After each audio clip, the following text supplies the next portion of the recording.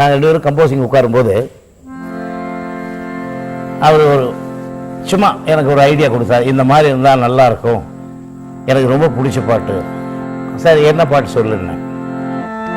வான் மீதிலே இன்பத்தேன் மாறி பேயுவே, வண்ணம் சேர்க்கலாமதி வீசுவன் நிலாவிலே.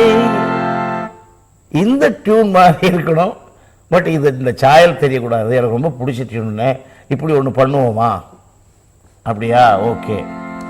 நான் என்ன பண்ணேன், வாவெண்ணிலா சரி தானே நன்னா தானே நே தாரு நே தாரி நன்னே தானே நே தானே நன்னே.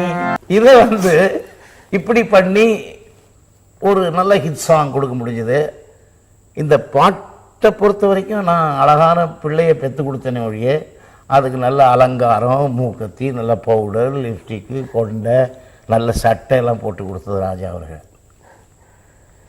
ஸோ இந்த 2 கலைஞர்களும் ஆத்மார்த்தமாக சேரும்போது எந்த விதமான குறுகிய நோக்கமும் இல்லாமல், பஞ்சம் இல்லாமல் பாராட்ட தெரிஞ்சவங்களே பெரிய விஷயம்.